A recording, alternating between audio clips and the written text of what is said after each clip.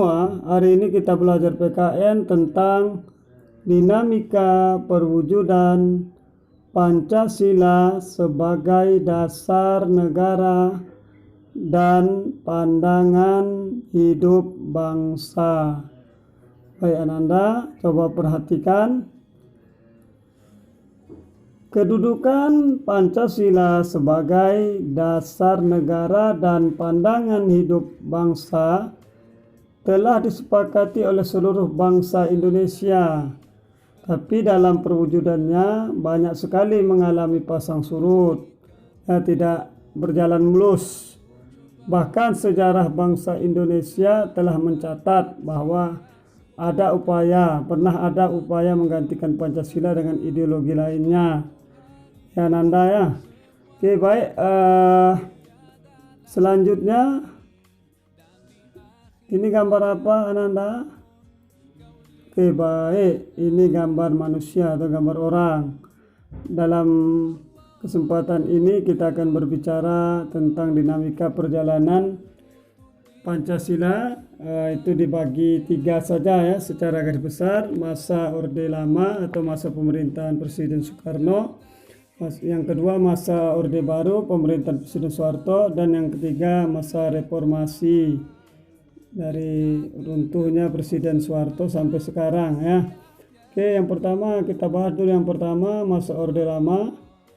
Oke, masa Orde Lama ini, pada masa ini kondisi politik dan keamanan dalam negeri kacau dan kondisi sosial budaya juga berada dalam suasana peralihan dari masyarakat terjajah menjadi masyarakat merdeka.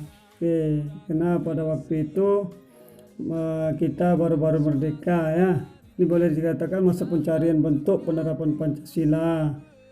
Baik Ananda, ada beberapa pemberontakan, ada orang yang ingin menyimpang, ada beberapa organisasi yang menyimpang dari Pancasila ya, Pancasila pada masa ini, yaitu PKI Partai Komunis Indonesia pimpinan Musso ya, di Madiun, tempatnya di Madiun tahun 1948.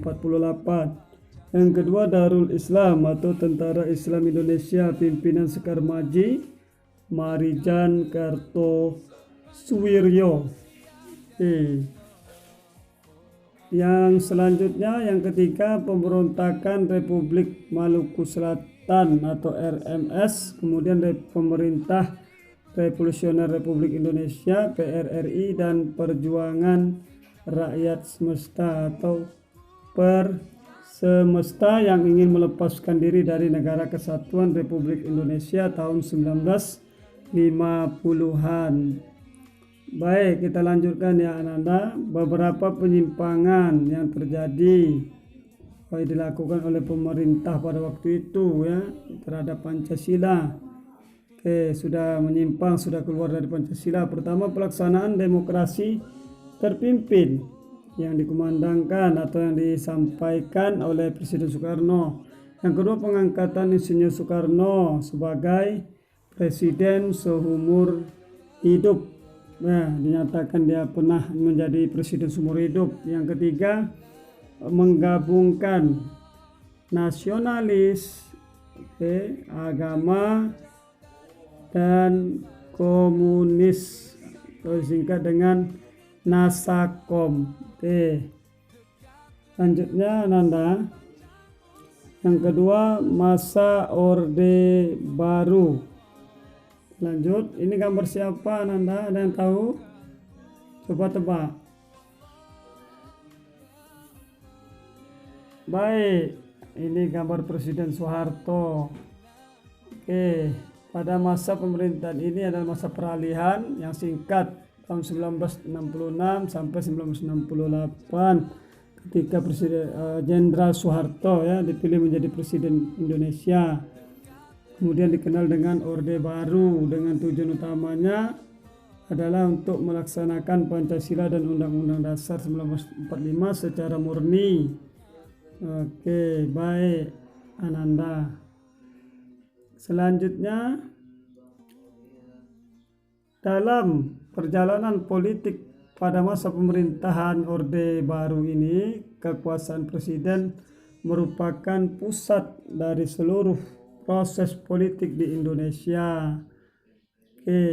Lembaga kepresidenan merupakan pengontrol atau pengawas utama lembaga negara lainnya.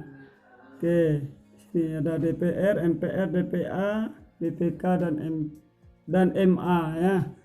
Dan baik juga LSM, partai politik dan lain sebagainya. Baik Ananda. Baik, kita lanjutkan yang terakhir, ini yang ketiga, masa reformasi ya. Masa reformasi, masa sekarang ini. Pada masa ini, penerapan Pancasila sebagai dasar negara dan pandangan hidup bangsa terus menghadapi berbagai tantangan. Penerapan Pancasila tidak lagi dihadapkan pada ancaman pemberontakan yang ingin mengganti Pancasila dengan ideologi lain, tapi lebih dihadapkan pada kondisi kehidupan masyarakat yang diwarnai oleh kehidupan yang serba bebas. Oke, anak Ustadz, coba perhatikan ya, Nanda semua.